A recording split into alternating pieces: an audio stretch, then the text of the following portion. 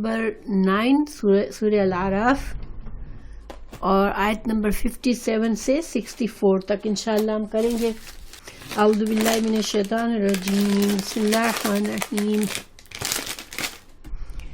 وَهُوَ الَّذِي يُرْسِلُ الرِّيَاحَ بُشْرًا بَيْنَ يَدَيْ رَحْمَتِهِ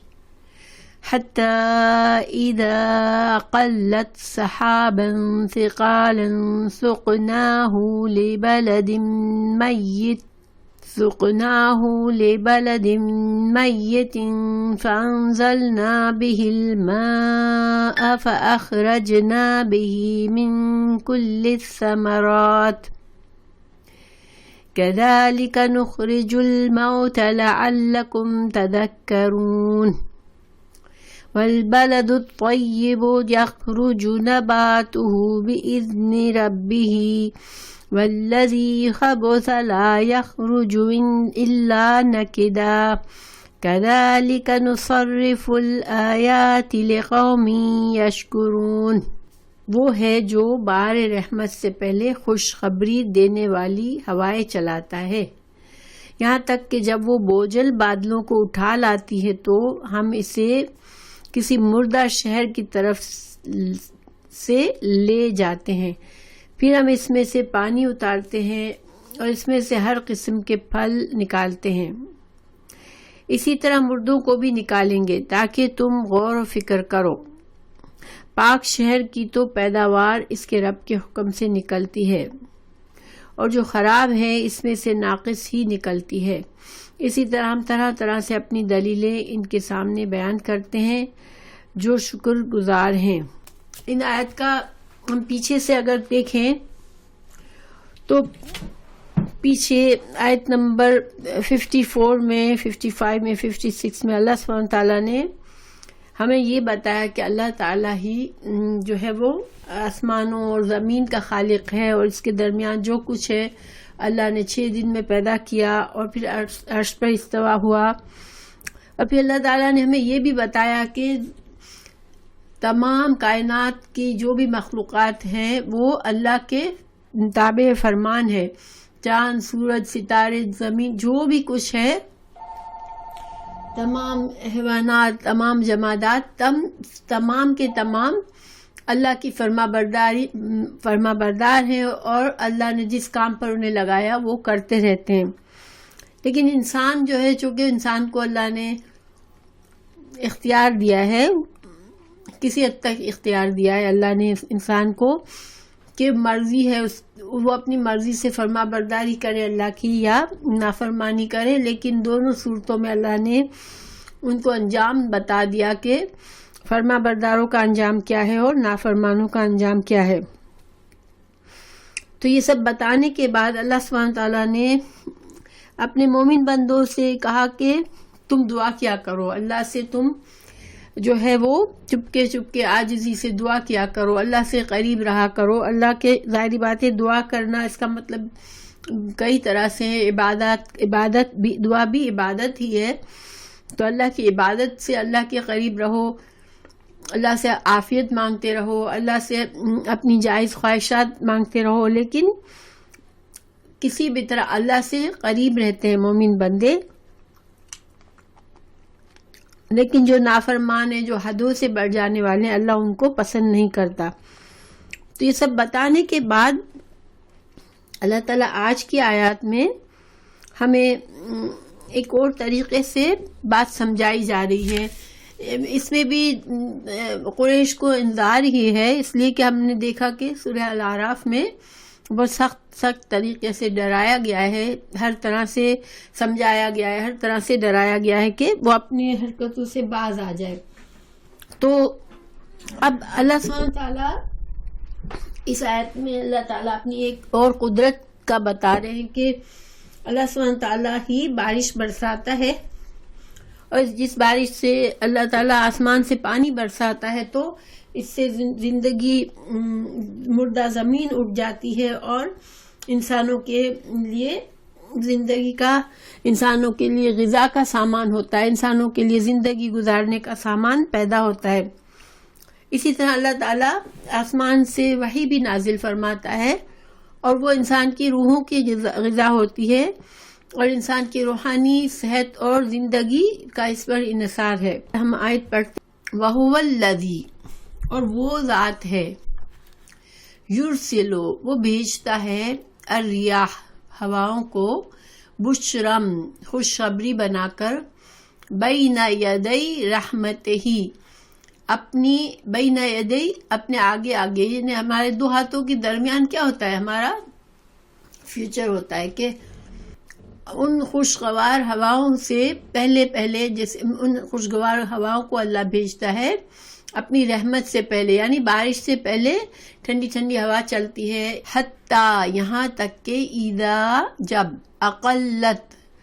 اٹھا لیتی ہیں. اقلت کا معنی یہ ہوا کہ صرف اٹھانا نہیں ہے، یعنی کہ کسی بہت ہیوی چیز کو بہت آسانی سے اٹھا لینا، ہلکا سمجھ کر اٹھا لینا، اس کو اقلت کہتے ہیں. تو دیکھیں بادل جو ہوتے ہیں، پانی سے بھرے ہوئے بادل، وہ بہت ہیوی ہوتے ہیں، لیکن ہوا ان کو لیے پھرتی ہے، یعنی کہ ہوا کے لیے یہ اس کو بہت آسانی سے بادلوں کو اٹھا لیتی ہے وہ.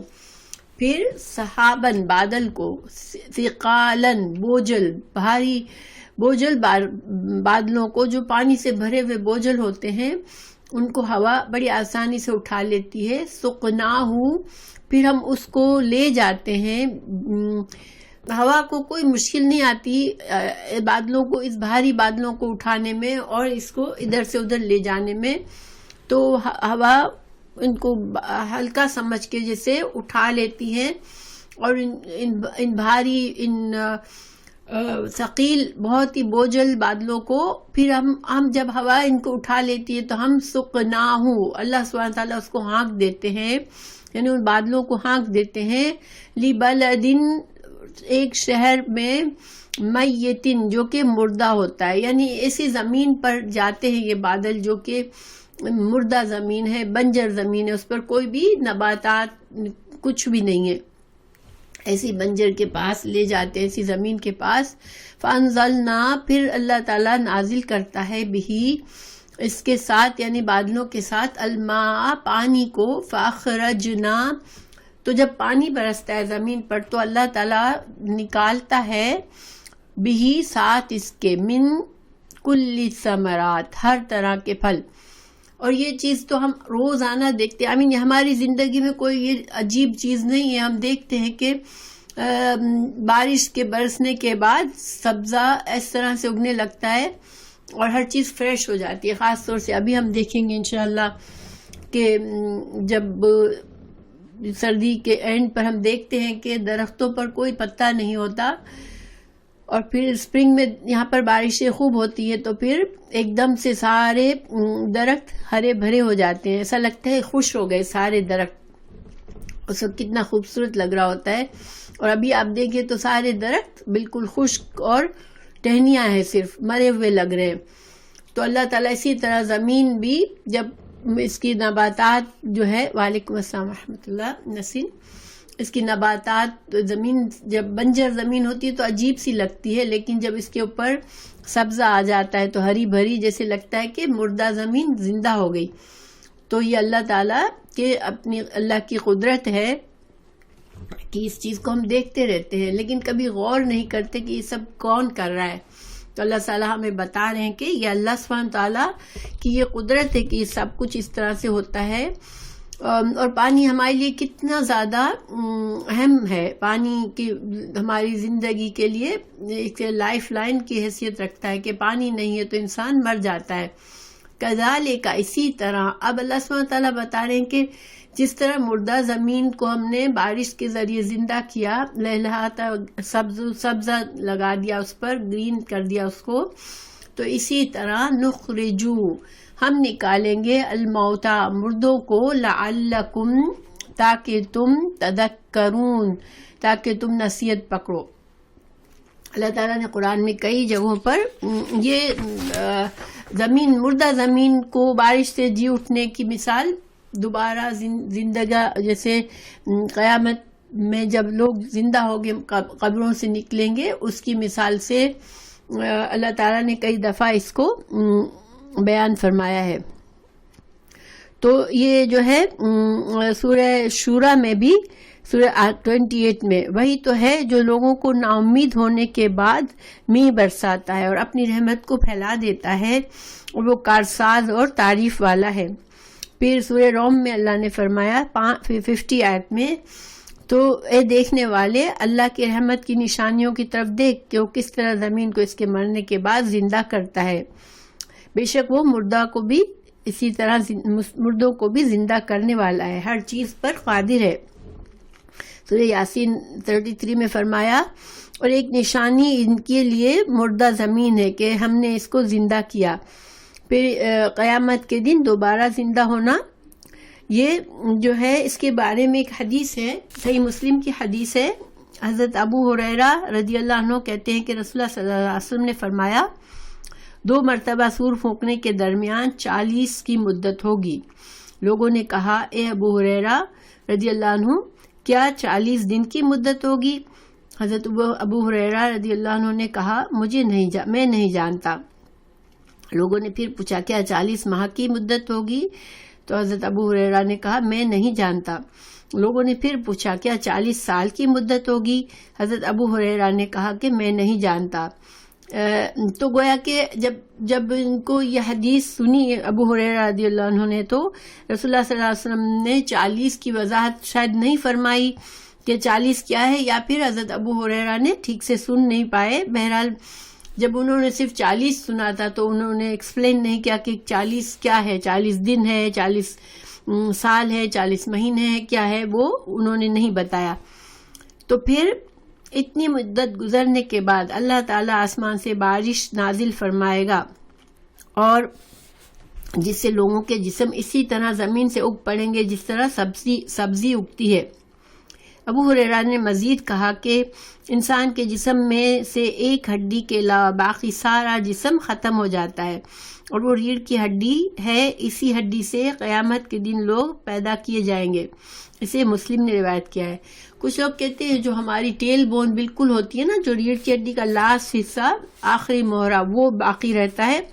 اور پھر اس سے جب بارش ہوتی ہے، جب بارش ہوگی تو انسان کا جسم دوبارہ سے اگ جائے گا، اور وہ انسان اپنی پوری انسانی حالت میں آ جائے گا۔ اور یہ جو ہے اس کی دوسری جگہ کہا گیا کہ یہ جو بننا ہے ابھی انسان اٹھے نہیں ہے، ٹھیک ہے، ابھی یہ دوسرا سور پھونکنے سے پہلے کی بات ہے کہ جب پہلے اللہ تعالیٰ بارش برسا کے جسموں کو پورا جوڑ دے گا، سارے جسم سب کے اپنے پورا کامل شکل پر آ جائیں گے، لیکن لوگ ابھی بھی مردہ ہی ہوں گے۔ پھر ایک سور پھونکا جائے گا، دوسرا سور پھونکا جائے گا، تو پھر لوگ اس طرح سے اٹھ کھڑے ہوں گے کہ نفخہ ثانی کے بعد تمام اجسام زندہ انسانوں کی شکل میں اٹھ کھڑے ہوں گے۔ یہ اللہ تعالیٰ نے سورہ 79 سورہ نازیات میں بھی فرمایا ہے فَإِنَّمَا هِيَ زَجْرَةٌ وَاحِدَةٌ فَإِذَا هُمْ بِالسَّاحِرَةِ، کہ بس وہ سور ایک گرجدار آواز ہوگی جسے سنتے ہی سارے لوگ اچانک ایک میدان میں موجود ہوں گے۔ تو اسی طرح دوسری جگہ فرمایا سورہ یاسین میں وَنُفِخَ فِي الصُّورِ فَإِذَا هُمْ مِنَ الْأَجْدَاثِ إِلَىٰ رَبِّهِمْ يَنْسِلُونَ، کہ آیت نمبر 51 میں کہ جب دوسری مرتبہ سور پھونکا جائے گا تو لوگ فوراً اپنی قبروں سے نکل کر اپنے رب کی طرف چل پڑیں گے۔ تو یہ جو ہے نفخہ ثانی کے بعد دیر نہیں لگے گی، لوگ فوراً سے اٹھ جائیں گے، لیکن اس سے پہلے اللہ تعالیٰ بارش برسا کے لوگوں کے جسموں کو پورا بنا دے گا۔ تو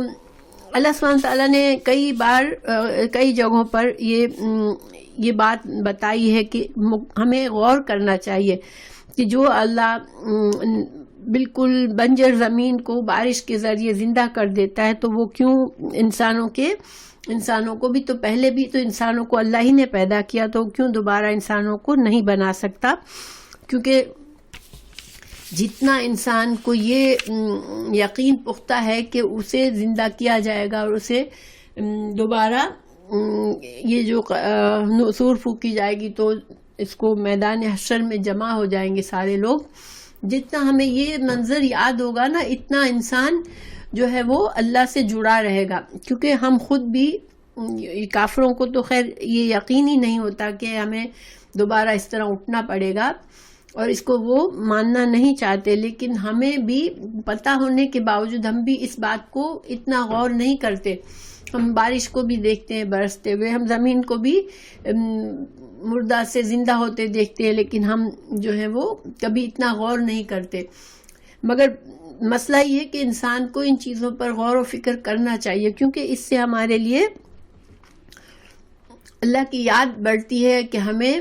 اللہ کا ڈر بڑھتا ہے، کہ ہمیں اللہ کے خیال، اللہ کی ناراضگی کا خیال رکھنا ہے، کہ اللہ ہم سے ناراض نہ ہو، اور ہم اپنے لیے اپنی اصلاح کرتے رہیں اور بہتر سے بہتر ہم کام کریں انشاءاللہ. تو پھر اللہ تعالیٰ نے آگے فرمایا، اور جیسے کہ ہم جانتے ہیں کہ یہ قریش کو خاص طور سے ان کو سمجھایا جا رہا ہے کہ تم آج جو ہو اپنے آپ کو بالکل ایسے سمجھتے ہو کہ تم خود مختار ہو، تم جو چاہو کرو دنیا میں، تو خود مختار نہیں ہو. تمہیں موت آئے گی اور موت کے بعد تمہیں اٹھایا جائے گا، اور تمہیں یقین نہیں آتا تو تم زمین کو دیکھ لو کہ زمین کے کس طرح سے مردہ سے زندہ ہوتی ہے. اللہ تعالیٰ اسی طرح بالکل تم لوگوں کو بھی زندہ کرے گا. پھر اللہ تعالیٰ نے فرمایا والبلد الطیب، اور جو زمین ہے پاکیزہ. پاکیزہ زمین سے یہاں پر مقصد ہے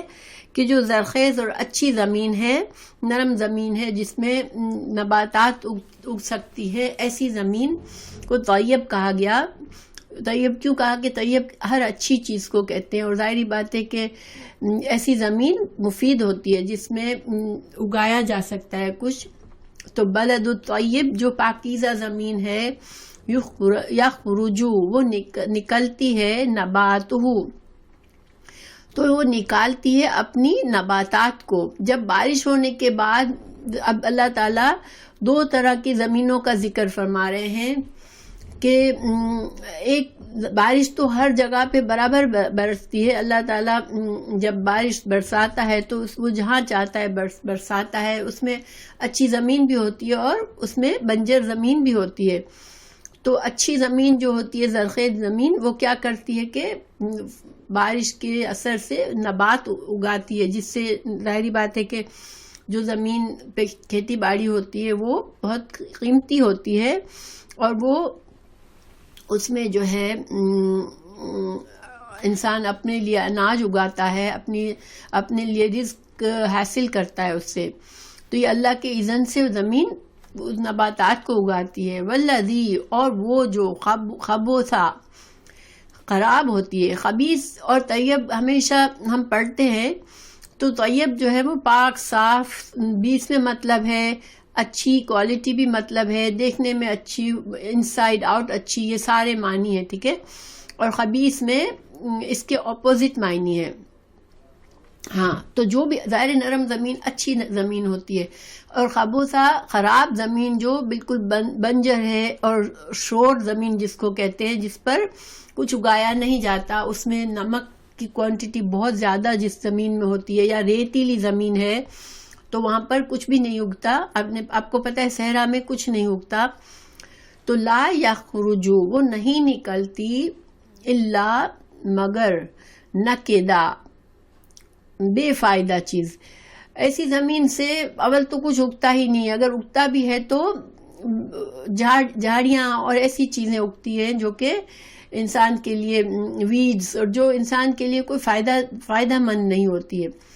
تو اب یہاں پر اللہ سبحانہ تعالیٰ نے دو طرح کی زمینیں بتائی. تو اسی طرح جب یہ جو بارش کا پانی آتا ہے اللہ کی طرف سے، تو یہ زمین کے دو اثرات بتائے. اسی طرح جب وحی نازل ہوتی ہے اللہ کی طرف سے، اللہ تعالیٰ نے وحی کو بارش سے بھی تشبیہ دی ہے بہت دفعہ. تو جب وحی نازل ہوتی ہے تو دو طرح کے رویے ہوتے ہیں انسانوں کے. اسی طرح جیسے جو زمین طیب زمین ہے، اسی طرح طیب لوگ ہوتے ہیں جن کے جو جی اٹھتے ہیں، ان کے دل سے گمراہی اور اندھیرا دور ہو جاتا ہے گمراہی کا، اور ان کے دل چمک اٹھتے ہیں صاف ستھرے، اور وہ اس وحی سے کو یقین رکھتے ہیں، اس سے ہدایت پاتے ہیں اور اپنی زندگی کو بھی سنوارتے ہیں اور دوسروں کے لیے بھی فائدہ مند بنتے ہیں، دوسروں کو بھی اللہ کی طرف سے اچھی باتیں بتاتے ہیں اور دوسروں کے لیے بھی دنیا اور آخرت کا فائدہ ان سے حاصل ہوتا ہے۔ لیکن جن لوگوں کے دل خراب ہیں، جن کو ہدایت پر کوئی اثر نہیں پڑتا، جو اللہ کی آیات پڑھتا ہے، قرآن سنتا ہے مگر اس کو کوئی اثر نہیں پڑتا، تو وہ اس کی مثال خبیث زمین کی طرح ہے جو کہ بنجر اور بالکل شور زمین ہے جس سے کوئی فائدہ نہیں ہے۔ تو اسی طرح سے ایسے انسان سے جو کہ اللہ کی طرف سے ہدایت کو قبول نہیں کرتا، تو اس کی حالت بھی اسی حالت کیا ہے وہ کہ اس کو اللہ سبحانہ تعالیٰ کی وحی سے، اللہ کی ہدایت کے پیغام سے اس کو کوئی فائدہ نہیں ہوتا۔ اس کو جیسے کہ ایک بھینس کے سامنے بین بجا لو آپ، تو اس کو کوئی فرق نہیں پڑتا۔ تو اسی طرح سے ان کا معاملہ ہوتا ہے۔ آپ صلی اللہ علیہ وسلم نے ایک اس کے بارے میں حدیث بھی بیان فرمائی ہے، مسلم کی حدیث ہے، ٹھیک ہے، اوکے۔ آپ صلی اللہ علیہ وسلم نے فرمایا کہ جس علم و ہدایت کے ساتھ مجھے مبعوث فرمایا، اس کی مثال اس موسلا دار بارش کی ہے جو زمین پر برسی، تو اس میں سے کچھ ایسی صاف زمین تھی جس نے پانی کو قبول کیا اور بہت زیادہ گھاس اور جڑی بوٹیاں اگائی، اور زمین کے کچھ قطعات ایسے تھے جنہوں نے پانی کو روک لیا، تو اس سے اللہ تعالیٰ نے لوگوں کو فائدہ پہنچایا جنہوں نے اسے پلایا اور اسے زراعت کے لیے استعمال کیا۔ تو زمین کے کچھ ٹکڑے چٹیل میدان ہے جس میں بارش تو برسی مگر انہوں نے نہ تو پانی کو روکا اور نہ ہی گھاس کو اگایا، کیونکہ چٹیل میدان جو ہوتا ہے اس سے پانی سلپ ہو کے الگ دوسری جگہ چلا جاتا ہے۔ تو ایسی زمین نے نہ پانی کو روکا کہ اس سے لوگوں کو فائدہ ہو اور نہ اس نے کچھ اگایا جو وہ بھی لوگوں کو فائدہ نہیں ہوا۔ بس یہ مثال ہے اس شخص کی جو اللہ کے دین میں سمجھ بوجھ حاصل کرے اور اسے وہ چیز نفع پہنچائے۔ تو یہ جو تین طرح کی زمین تو بتائی، لیکن جو پہلی زمین بتائی تھی تو اس کی مثال ایسے لوگ ہیں جو کہ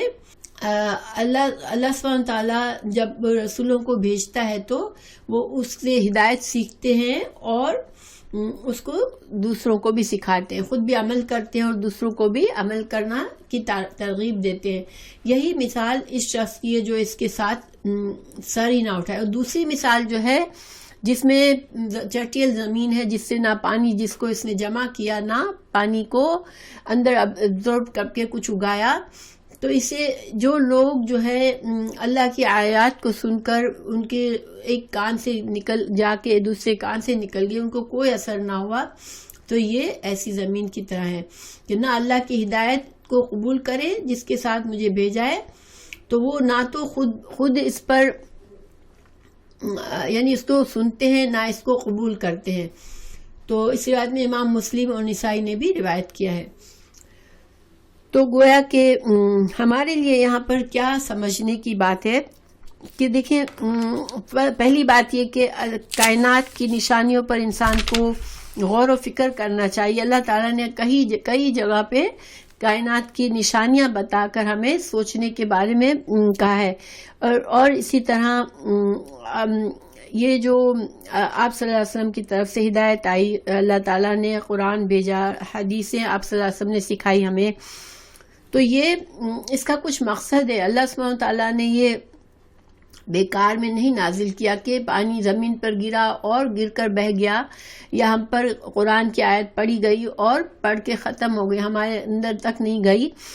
تو یہ اس کا مطلب ہے کہ ہم اس کا حق نہیں ادا کریں، وہ ہم اس نعمت کا شکر نہیں کریں، کیونکہ ہر نعمت جو ہے اس کا اصل میں اس کا اگر اللہ تعالیٰ ہمیں کوئی نعمت دیتا ہے تو اس نعمت کا ہمیں شکر کرنا چاہیے۔ اس شکر سے مطلب یہ ہے کہ اس نعمت کو اس طرح استعمال کرے جس طرح اس کو استعمال کرنے کا حق ہے، اور نعمت دینے والے کے لیے قدردانی کا جذبہ ہو، شکر کا جذبہ ہو ہمارے دل میں۔ تو جب ہم کسی چیز کو نعمت لے کر سمجھ کر لیں گے تو پھر ہم اس کو بیکار ایک کونے میں نہیں پھینک دیں گے یا کسی شیلف پر نہیں رکھ دیں گے، ہم اس سے پورا فائدہ اٹھائیں گے۔ اور قرآن کے حقوق ہیں ہم پر، تو ہم ان حقوق کو ادا کرنے کی کوشش کریں۔ کیونکہ اللہ سبحانہ تعالیٰ نے اتنا سارا اہتمام کیوں کیا؟ یہ دنیا ہمارے لیے بنائی، یہ آسمان، دنیا کی ہر چیز انسان کے لیے اللہ نے مسخر کی ہے، تو کیوں انسان نے کیا اللہ پر تو کوئی احسان نہیں کیا تھا؟ تو اللہ نے انسان کو دوسری مخلوقوں کی طرح بنایا ہوتا کہ بس کوئی سمجھ نہیں، آتے بس کھاتے پیتے اپنا جو بھی، صرف کھانے پینے کی حد تک ہمارے پاس عقل ہوتی، اور بس اپنی جو بھی دل میں خواہشائی پوری کی اور چلے گئے۔ تو جو لوگ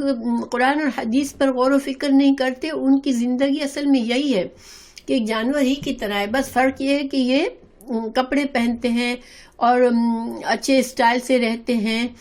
تو ہم ان کو انسان سمجھتے ہیں، لیکن اللہ سبحانہ تعالیٰ نے ایسے انسانوں کو مردہ کہا ہے جو کہ ہدایت سے کوئی فائدہ نہیں اٹھاتے، اور نہ وہ کبھی غور کرتے ہیں کہ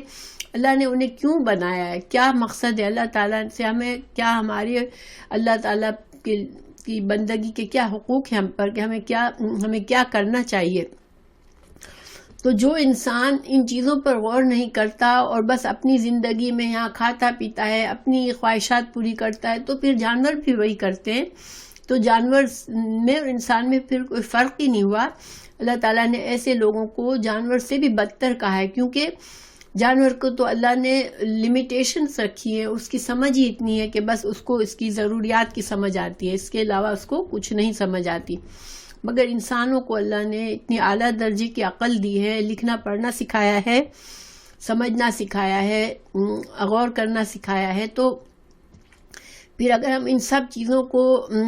استعمال نہیں کرتے اور اللہ کی ہدایت کو قبول نہیں کرتے، اللہ کے دین کو نہیں سیکھتے، تو پھر ہمارا معاملہ ویسا ہی ہے۔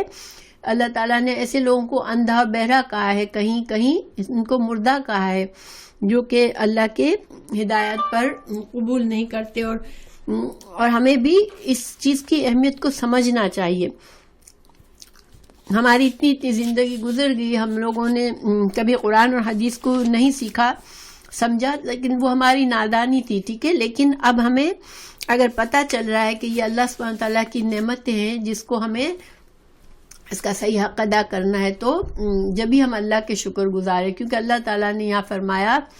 کذالک، اسی طرح نصرف، ہم پھیر پھیر کر لاتے ہیں الآیات، نشانیوں کو، لقوم، اس قوم کے لیے، یشکرون، جو کہ شکر گزار ہو، جو شکر کرنا چاہے۔ تو دیکھیں اللہ تعالیٰ کتنے طریقوں سے، مختلف طریقوں سے سمجھا رہے ہیں نا، کہ کبھی اس طرح سمجھایا، کبھی اس طرح سمجھایا، لیکن اس کے باوجود بھی جن کو اثر نہیں ہوتا تو وہ ناشکرے ہیں۔ جو لوگ اثر لیتے ہیں پھر وہ اللہ کے شکر گزار بندے ہیں، اور وہ جب اثر لے کر اپنے آپ کو ویسا بنا دیتے ہیں کہ اللہ ان سے راضی ہو جائے۔ اللہ نے پیچھے ہمیں بتایا کہ اللہ محسنین سے محبت کرتا ہے اور معتدین کو پسند نہیں کرتا، تو محسن وہی ہوگا جو کہ اپنی بہترین سے بہترین کوشش کر کے اس ہدایت کو نہ صرف خود قبول کرے بلکہ دوسروں تک پہنچائے، کیونکہ ایک مسلم اور ایک مومن کا مثال اللہ نے قرآن میں سے دی ہے جیسے کہ کھجور کا درخت ہے کہ جو لوگوں کے لیے فائدہ مند ہے، تو ہمیں دوسروں کے لیے فائدہ مند بننا ہے۔ اگر ہماری ساری ہدایت صرف ہماری حد تک ہے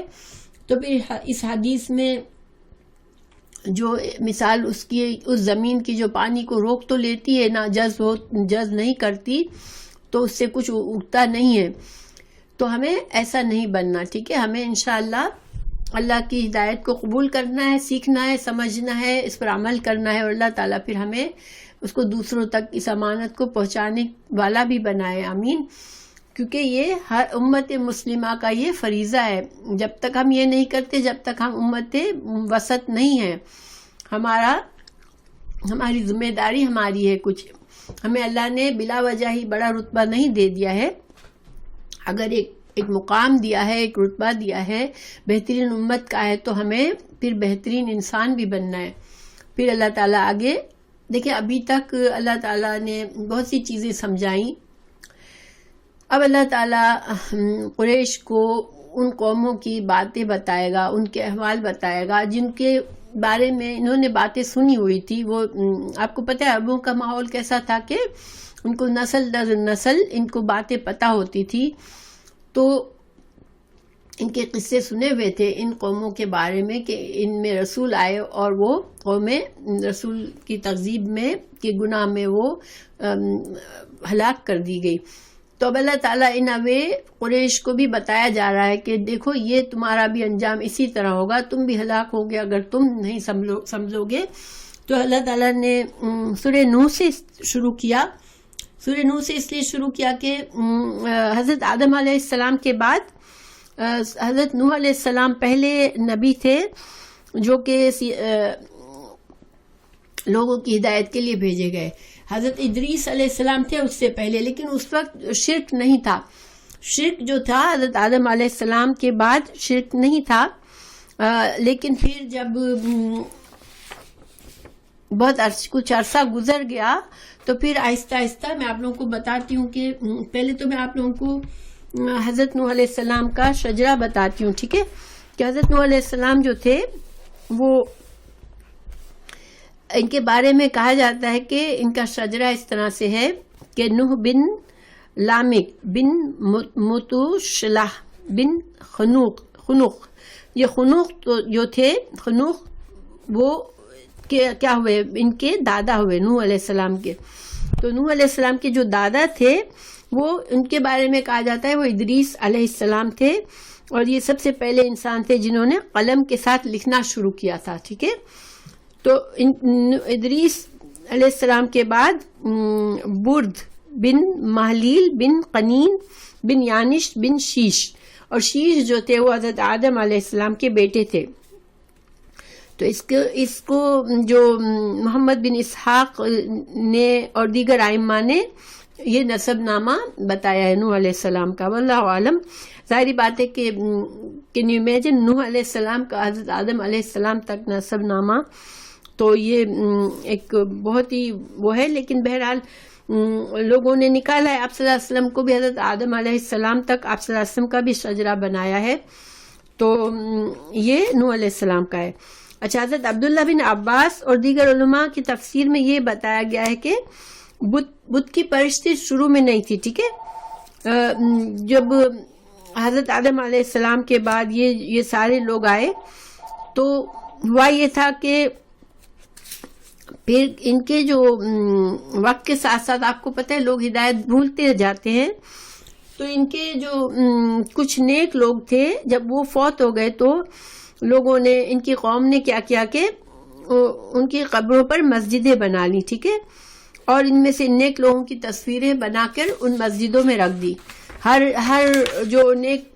ان کا آدمی تھا اس کی ایک مسجد بنائی اس کی قبر پر, اور اس کے اندر اس کی تصویر رکھ دی. اور ان کا پرپس برا نہیں تھا, وہ کیا چاہتے تھے کہ ہم ان کو دیکھ کر ہمیں ان کی یاد آئے گی اور ہم ان کی طرح سے ہم بھی عبادات کریں گے. لیکن آپ کو پتہ ہے کہ اسی لیے اسلام میں سد و ذرائع کا قانون ہے کہ جو چیز تمہیں گمراہی کی طرف لے جائے تم اس کے دروازے سے بھی دور رہو, اس دروازے کو ہی بند کر دو, کیونکہ شیطان اس سے فائدہ اٹھا کے آہستہ آہستہ انسان کو اس گمراہی میں ڈال دیتا ہے. تو بہرحال پھر جب کچھ عرصہ اور ہوا تو پھر ان کی بت بنا لیے, ان لوگوں کے مجسمے بنا لیے. پھر کچھ عرصے ابھی تک کچھ یعنی ان کو یاد کرتے رہے, لیکن پھر آہستہ آہستہ ان کی پوجا شروع کر دی, ٹھیک ہے. اور اس طرح سے یہ جو ان کے نام تھے ود, سوا, یغوث, یعوق اور نصر, یہ سارے نام جو تھے بتوں کے قرآن میں آئے ہیں. لیکن یہ بتوں کے نام کہاں سے آئے تھے؟ یہ ان کے نیک لوگ تھے جن کے مر جانے کے بعد آہستہ آہستہ وقت کے ساتھ انہوں نے ان کے بت بنا لیے جو ان سے محبت کرنے والے تھے وہ. اسی لیے انسان میں مسلمانوں کو شخصیت پرستی کا بھی نہیں کہا گیا ہے. جو تقلید ہے نا, جو اندھی تقلید ہے کہ بس میرا امام, اتنی محبت امام سے کہ ان کے خلاف ایک بات کوئی نہیں, ان کے خلاف تو نہیں مگر ان کے فتوے کے خلاف بھی کوئی بات قبول نہیں کرنی, چاہے رسول اللہ صلی اللہ علیہ وسلم کی بات ہو. تو یہ اس طرح کی تقلید ہمیں اسلام میں اسی لیے منع کی ہے کہ انسان پھر اصل مقصد بھول کے شخصیت پسندی میں لگ جاتا ہے. تو ان لوگوں نے ان لوگوں کی, ان نیک لوگوں کی محبت اتنی زیادہ ان کے دلوں میں تھی, اتنی تعظیم تھی کہ آخر کار ان کی پوجا شروع کر دی ان لوگوں نے، اور پھر ایک بت پرستی کا سلسلہ چل گیا. تو بہرحال حضرت نوح علیہ السلام نے اللہ تعالیٰ نے جب حالات بہت خراب ہونے لگے اور ان کے اندر بہت بگاڑ آ گیا تو اللہ تعالیٰ نے حضرت نوح علیہ السلام کو بھیجا. تو یہاں پر لقد، البتہ تحقیق، ارسلنا، بھیجا ہم نے، نوح کو، الی قومہ، ان کی قوم کی طرف. فقالا، تو اس نے کہا، یا قومی، اے میری قوم، اعبدو، عبادت کرو، اللہ کی، ما لکم، نہیں تمہارے لیے، من سے، الہ، کوئی الہ، غیرہ، اس کے علاوہ. تو حضرت نوح علیہ السلام نے ان کو ایک اللہ کی عبادت کی دعوت دی اور ان سے کہا، انی، بے شک میں، اخاف، میں ڈرتا ہوں، علیکم، تمہارے معاملے میں، عذاب سے، یومن عظیم، اگر تم نہیں سدھرو گے اپنی گمراہی سے اور شرک سے تو کیا ہوگا، میں تم سے ڈرتا ہوں، تمہارے لیے ڈرتا ہوں کہ تم ایک برے انجام کو فیس کرو گے. اور ظاہری بات ہے کہ اللہ کے تمام انبیاء نے اسی طرح اپنی قوموں کو ڈرایا، کیونکہ وہ بشیر اور نذیر تھے. ان کا مقصد ہی یہی تھا کہ وہ لوگوں کو اچھے انجام کی خوشخبری دے اور نافرمانوں کو برے انجام سے ڈرائے. تو قوم نے کیا کہا، قال الملأ، سرداروں نے کہا. اور سرداروں نے کہا کہ کیونکہ سردار جو ہوتے ہیں، جن کے لوگ ان کے پیچھے چلتے ہیں، ہمیشہ ان کا معاملہ ایسا ہوتا ہے کہ وہ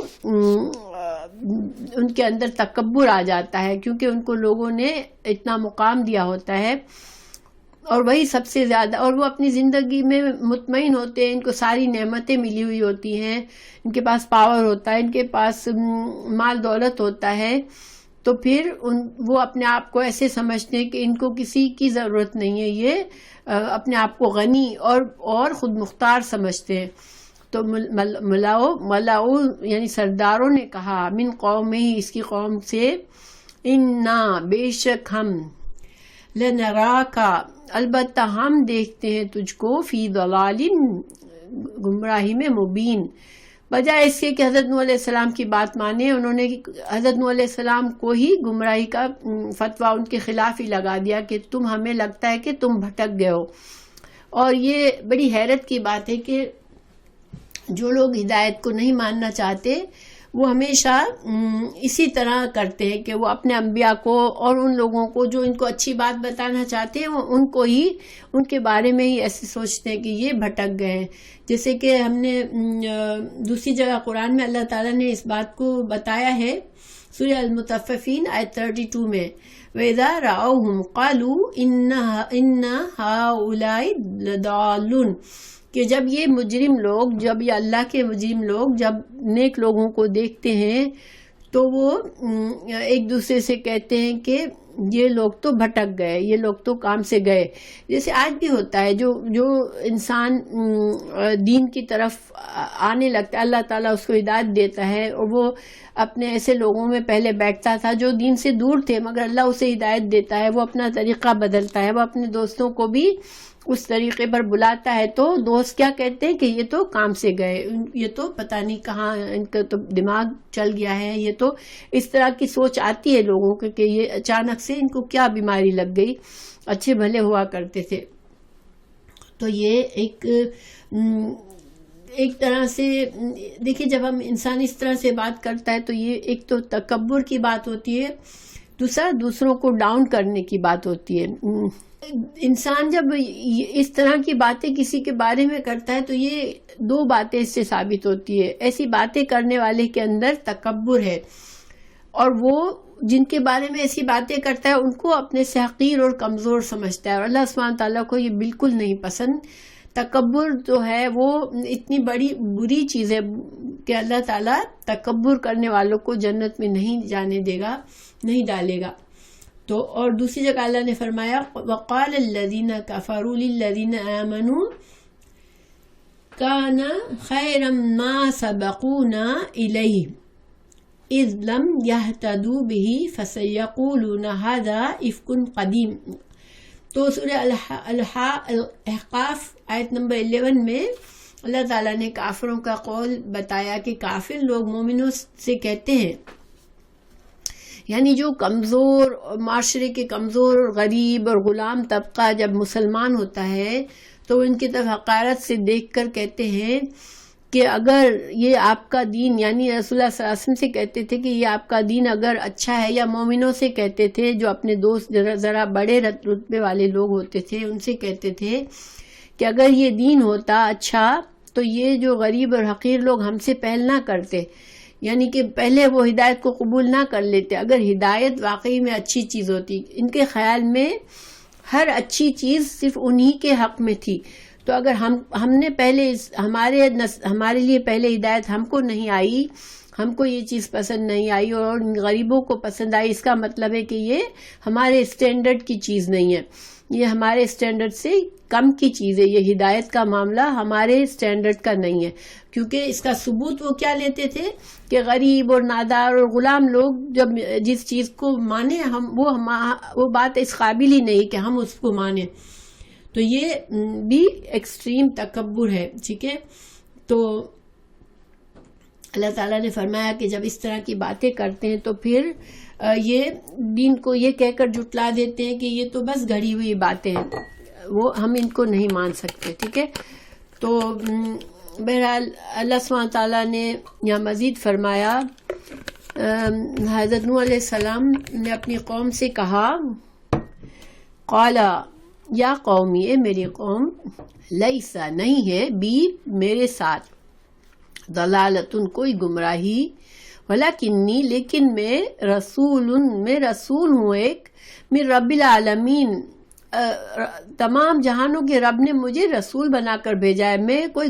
گمراہ آدمی نہیں ہوں، میں تم کو جس چیز کی طرف بلا رہا ہوں وہ اللہ کا پیغام ہے، میں بھٹکا ہوا انسان نہیں ہوں۔ تو اس طرح رسول اللہ صلی اللہ علیہ وسلم نے بھی دیکھیں، ہر نبی جو ہوتا ہے نا وہ، اچھا میں پوری آیت کر لوں پھر سمجھاتی ہوں، یہ دوسری آیت اس کے ساتھ کنیکٹڈ ہے۔ ابلغکم، میں پہنچاتا ہوں تم کو، رسالاتی، پیغام، ربی، اپنے رب کے، وانصحو، اور میں تو تمہارا خیر خواہ ہوں، میں تمہاری خیر بھلائی چاہتا ہوں، لکم، تمہارے لیے، وعالم، اور میں جانتا ہوں، من اللہ، اللہ کی طرف سے، ما لا تعلمون، جو تم نہیں جانتے ہو۔ کتنی سمپل سی بات میں کتنی صحیح بات ہے، کتنی اچھی طرح سمجھایا کہ دیکھو میں جو ہوں، میں کوئی گمراہ بھٹکا ہوا آدمی نہیں ہوں، میرے پاس جو ہے وہ علم ہے جو اللہ کی طرف سے آیا ہے، جو تمہارے پاس نہیں ہے، میں تمہاری خیر خواہی کر رہا ہوں اور میں تم کو وہ حقیقت بتانا چاہ رہا ہوں تاکہ تم برے انجام سے بچ جاؤ۔ تو تمام انبیاء اپنی قوم کے لیے خیر خواہ ہوتے ہیں۔ رسول اللہ صلی اللہ علیہ وسلم نے بھی، حدیث ہے صحیح مسلم کی، جو عرفہ والے دن آپ صلی اللہ علیہ وسلم نے صحابہ کرام سے فرمایا، آپ نے خطبہ دیا، اور وہ بہت سے لوگ تھے اس وقت۔ آپ کو پتہ ہے کہ جب آپ نے عرفہ میں آپ نے حج کیا، وہ حج اکبر کا دن، وہ بہت سارے لوگ تھے وہاں پر، 10,000 کا کراؤڈ تھا۔ تو آپ صلی اللہ علیہ وسلم نے خطبہ دیا اور آپ صلی اللہ علیہ وسلم نے صحابہ کرام کو مخاطب کر کے کہا، اے لوگو، تم سے میرے بارے میں پوچھا جائے گا، یعنی اللہ تعالیٰ پوچھے گا تم سے کہ تم کو رسول اللہ صلی اللہ علیہ وسلم نے میسج دیا تھا تو تم کیا کہو گے؟ تو سب نے جواب دیا کہ ہم گواہی دیتے ہیں کہ آپ نے پہنچا دیا، اپنے فرض کو ادا کر دیا اور امت کی خیر خواہی کی۔ تو آپ صلی اللہ علیہ وسلم نے آسمان کی طرف انگلی اٹھاتے ہوئے ان کی طرف اشارہ کر کے فرمایا، اے اللہ تو گواہ رہا، اے اللہ تو گواہ ہو جا۔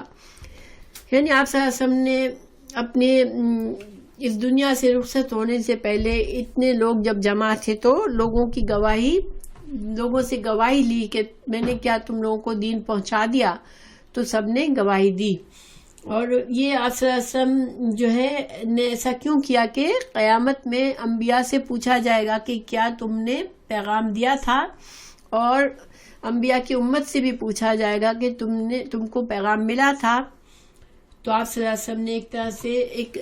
آخرت کی ٹریننگ بھی دے دی کہ جب ہمیں آخرت میں انشاءاللہ ہم سے پوچھا جائے گا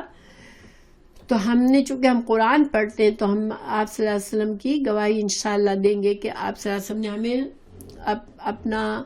اللہ کا پیغام پہنچایا، اور انشاءاللہ ہم خوشی سے کہیں گے کہ ہم نے قبول کیا اور ہم نے ہدایت پائی۔ اللہ تعالی ہمیں ہمارا خاتمہ ایمان اور ہدایت پر کرے تاکہ ہم گواہ بن سکے اس نیک گواہی کی، ٹھیک ہے۔ پھر اللہ تعالیٰ آگے فرماتے ہیں اوا عجبتم، کیا تم کو تعجب ہوا ہے، ان یہ کہ جاءکم آئی تمہارے پاس ذکرن ایک نصیحت من ربکم تمہارے رب کی طرف سے، یعنی کہ وہی تمہاری طرف آئی اللہ کی طرف سے، علی رجلن ایک شخص پر، منکم تم میں سے، تاکہ لینذرکم تاکہ وہ شخص ڈرائے تم کو، ولتتقوا اور تاکہ تم پرہیزگار ہو جاؤ، ولعلکم اور تاکہ تم ترحمون تم رحم کیے جاؤ۔ تو اللہ تعالیٰ یہاں پر چونکہ یہ جو آبجیکشن ہے نا کہ لوگ کبھی انسان بھی اللہ کا رسول ہو سکتا ہے، یہ بہت بڑا آبجیکشن تھا۔ ہر گمراہ قوم نے یہ آبجیکشن لیا کہ تم تو ایک ہماری طرح کے انسان ہو، ہم تم کو نبی کیوں مانیں، کہ تمہارے پاس اللہ کی وحی آتی ہے، کوئی فرشتہ ہوتا تو ہم مانتے۔ تو یہ قرآن میں کئی جگہوں پر یہ اعتراض ذکر کیا ہے اللہ تعالیٰ نے، اور اللہ تعالیٰ نے اس کا جواب بھی کئی جگہوں پر دیا ہے۔ تو یہاں پر اللہ تعالیٰ فرما رہے ہیں کہ تم کو یہ بات بہت عجیب لگ رہی ہے کیا؟ قریش سے پہلا خطاب تو مشرکین قریش سے ہے، مشرکین مکہ سے ہے کہ تمہارا یہ آبجیکشن ہے کہ یہ نبی کیسے ہو سکتے ہیں، یہ تو ایک انسان ہے، یہ تو ہماری طرح کھانا کھاتا ہے، یہ تو ہماری طرح بازاروں میں جاتا ہے لین دین کے لیے، تو یہ رسول نہیں ہے صلی اللہ علیہ وسلم۔ لیکن اللہ تعالیٰ فرما رہے کہ تم کو یہ بات عجیب لگ رہی ہے کیا کہ ایک انسان آیا ہے تمہارے پاس، تمہاری طرح کا ایک شخص ہے جس پر اللہ نے وحی نازل کی، اور وہ تم کو ڈرا رہا ہے تاکہ تمہاری اصلاح ہو جائے اور تم تقوی اختیار کر لو تاکہ تم پر رحم ہو سکے، یعنی تم برے انجام سے بچ جاؤ۔ تو یہ جو ہے دیکھیں کئی جگہ پہ میں کچھ حوالے دیتی ہوں آپ کو۔ سورہ یونس آیت نمبر 2 میں اللہ تعالیٰ نے فرمایا اکان للناس عجبا ان اوحینا الی رجل منہم ان انذر الناس، کہ کیا لوگوں کے لیے یہ بات بہت زیادہ عجیب ہے کہ ہم نے ایک شخص پر وحی کی جو کہ انہی میں سے ہے، اور وہ لوگوں کو تاکہ وہ لوگوں کو ڈرائے۔ تو دوسری جگہ اللہ نے فرمایا کہ سورہ قاف نمبر آیت 2 میں کہ بل عجبو ان جاءہم، یعنی کہ آگے بس ٹکڑا ہی چھوٹا سا ہے یا لکھا ہوا منذر منہم، کہ یہ لوگ تو تعجب میں پڑ گئے ہیں کہ ایک ڈرانے والا ان میں سے کیسے، یعنی کہ انسان کیسے ڈرانے والا آ گیا ان کے پاس۔ اسی طرح دوسری جگہ پہ ہے سورہ تغابن آیت نمبر 6 ذَلِكَ بِأَنَّهُمْ كَانَتْ تَأْتِيهِمْ رُسُلُهُمْ بِالْبَيِّنَاتِ فَقَالُوا أَبَشَرٌ يَهْدُونَنَا فَكَفَرُوا وَتَوَلَّوْا وَاسْتَغْنَى اللَّهُ وَاللَّهُ غَنِيٌّ حَمِيدٌ۔ اللہ تعالیٰ نے یہاں بھی یہی فرمایا کہ ان کو جب ان کے پاس ہمارے رسول آئے نشانیاں لے کر تو انہوں نے ٹھکرا دیا یہ کہہ کر کے یہ کیا ایک انسان اب ہم کو ہدایت دینے کے لیے آیا ہے، اور اللہ سے بالکل یہ لاپرواہ ہو گئے، اللہ کے خوف ان کے دل میں نہیں تھا جب اس نے ایسی باتیں کی ان لوگوں نے۔ لیکن اللہ بھی ایسے لوگوں سے بے نیاز ہے، اللہ بھی پھر ایسے لوگوں کی پرواہ نہیں کرتا۔ تو ایسے اور بھی ہے بہت، جیسے اللہ تعالیٰ نے فرمایا کہ وَلَئِنْ أَطَعْتُمْ بَشَرٌ مِثْلَكُمْ إِنَّكُمْ إِذًا لَخَاسِرُونَ، کہ تم جو ہو یعنی کہ جو بڑے لوگ تھے قوم کے، انہوں نے کمزوروں سے کہا کہ تم اگر ایک انسان کو جو کہ پیغام جو اپنے آپ کو نبی سمجھتا ہے، اگر اس کی بات مان کر اس کی پیروی کرو گے، اپنا دین چھوڑ دو گے تو تم تو خسارے میں رہ جاؤ گے۔ بہرحال بہت سی ہیں اور بھی کافی آیات ہیں، میں نے آپ کو تھوڑی سی بتائی۔ تو اللہ تعالیٰ نے بھی بہت سی جگہوں پر فرمایا وما ارسلنا قبلک الا رجالا، کہ یا رسول اللہ صلی اللہ علیہ وسلم آپ سے پہلے بھی جتنے رسول آئے وہ سب کے سب مرد تھے. اسی طرح اللہ تعالیٰ نے دوسری جگہ فرمایا وما ارسلنا قبلک من المرسلین الا انہم لیأکلون الطعام، کہ آپ صلی اللہ علیہ وسلم سے پہلے ہم نے آپ سے پہلے کوئی ایسے نبی نہیں بھیجے تھے جو کہ کھانا نہ کھاتے ہوں. اور پھر اللہ تعالیٰ نے ایک جگہ فرمایا کہ اگر ہم فرشتے بھیجتے، سورہ نام 9 میں، کہ اگر ہم فرشتے کو پیغامبر بنا کر بھیجتے، رسول بنا کر بھیجتے، تو اس کو بھی ہمیں انسان کی شکل میں ہی ہم بھیجتے. ظاہر ہے کہ انسان نوری مخلوق کو دیکھنے کی صلاحیت نہیں رکھتا، تو گویا کہ اللہ تعالیٰ اس فرشتے کو نبی بنا کر بھی اس کو انسان بنا کر ہی بھیجتے. تو یہ لوگ پھر شک میں مبتلا ہو جاتے کہ یہ تو ایک انسان ہے. مگر اللہ تعالیٰ نے سب باتوں کا خلاصہ یہ ہے، سورہ آل عمران کی آیت نمبر 164 میں اللہ تعالیٰ نے فرمایا کہ یہ تو اللہ کا احسان ہے تم پر کہ اللہ نے ایک انسان کو جو ہے وہ نبی بنایا. اور اس کے کیوں فائدے ہیں کہ دیکھیں انسان کی، آپ صلی اللہ علیہ وسلم عربی زبان بولنے والے تھے اور عربوں میں آپ کو اللہ تعالیٰ نے رسول بنا کر بھیجا،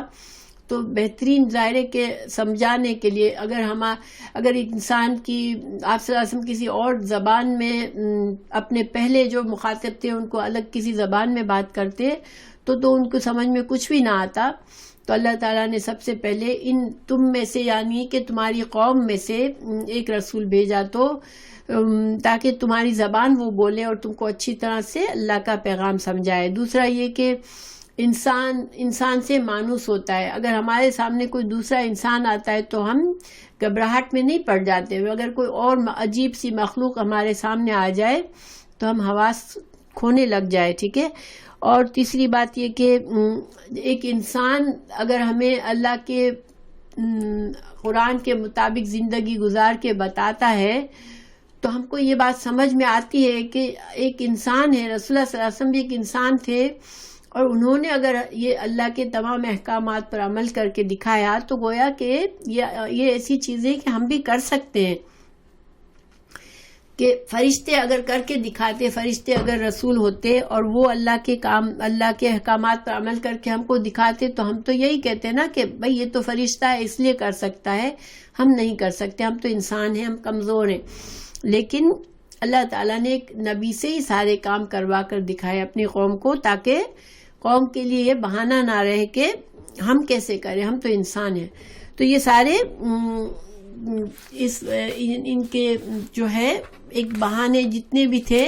کیونکہ دیکھیں یہ اللہ تعالیٰ نے ان آیات میں ان کو حجت تمام کی ہے. ٹھیک ہے. جتنے بھی طرح سے ان کو سمجھایا جا سکتا تھا ان کو سمجھایا، جتنے بھی ان کے اعتراضات تھے ان کا جواب دیا ہے. تو پھر اللہ تعالیٰ فرما رہے ہیں کہ حضرت نوح علیہ السلام کے ساتھ ان کی قوم نے کیا کیا، فَكَذَّبُوهُ، ان کو جھٹلا دیا، کچھ بھی سمجھانا ان کو کام نہیں آیا، انہوں نے جھٹلا دیا. فَأَنجَيْنَاهُ، پھر آخر کار اللہ تعالیٰ نے کیا کیا کہ اللہ تعالیٰ نے حضرت نوح علیہ السلام کو بچا لیا، وَالَّذِينَ مَعَهُ، اور ان کے ساتھ جو لوگ تھے فی الفلک کے کشتی میں، اور کہا جاتا ہے کہ 80 لوگ تھے وہ جو ایمان لائے تھے. تو اللہ تعالیٰ نے ان کو نوح علیہ السلام سے کشتی بلد کروائی اور ان کو کشتی میں سوار ہونے کا حکم دیا، اور پھر اللہ نے طوفان ایک بھیج دیا، زمین سے آسمان سے ہر جگہ سے پانی آنے لگا ان کے اوپر، اور یہ سارے واغرقنا، اور ہم نے غرق کر دیا ان کو. الذین، ان لوگوں کو، کذبوا، جنہوں نے جھٹلایا، بآیاتنا، ہماری آیات کو، انہم، بے شک وہ، کانوا، تھے وہ، قومن، ایک قوم، آمین، اندھے تھے وہ. اندھے، اللہ نے ان کو اندھے کہا کیونکہ اندھے یہ نہیں تھے کہ ان کی آنکھیں نہیں تھی، مگر یہ عقل کے اندھے تھے کہ انہوں نے سارے سمجھانے کو نہیں مانا. اور قریش تم بھی عقل کے اندھے بن رہے ہو اگر تم نہیں مان رہے ہو. تو یہاں پر اللہ تعالیٰ نے اس کی تفصیلات نہیں بتائی کہ کس طرح سے ان کو مطلب حضرت نوح علیہ السلام کی قوم کے ساتھ کیا معاملہ ہوا. تو یہ سورہ نوح میں اللہ تعالیٰ نے فرمایا 25 میں کہ وہ اپنے گناہوں کے سبب پہلے غرق کر دیے گئے پھر آگ میں ڈال دیے گئے، تو انہوں نے اللہ کے سوا کسی کو اپنا مددگار نہ پایا. تو اس سے ہمیں یہ پتہ چلتا ہے کہ نوح علیہ السلام کی قوم کو نہ صرف طوفان میں ان کو غرق کر دیا گیا، بلکہ ان کی جو برزخ کی زندگی ہے وہ بھی، اس میں بھی وہ آگ میں جلتے رہتے ہیں، یعنی ان کے اوپر مسلسل قبر کا عذاب بھی ہو رہا ہے. اللہ سبحانہ تعالیٰ قبر کے عذاب سے محفوظ رکھے، اور جب یہ قیامت کے دن اٹھیں گے تب بھی یہ جہنم میں ڈالے جائیں گے، کیونکہ اللہ تعالیٰ سے انہوں نے بہت تکبر کیا. حضرت نوح علیہ السلام کے بارے میں ہم جانتے ہیں کہ کتنے سالوں تک انہوں نے سمجھایا مگر یہ نہ مانے. تو اللہ سبحانہ تعالیٰ ایسے سرکشی سے بچائے. انسانوں کے لیے عاجزی فائدہ مند ہے کہ وہ بندہ ہے اللہ کا اور اللہ کی مخلوق ہے، اور وہ بندہ اور مخلوق بن کے رہے اور اللہ کے آگے جھکا ہوا رہے، تو اسی میں ہمارے لیے فائدہ ہے انشاءاللہ. الحمدللہ ہمارا لیسن پورا ہوا.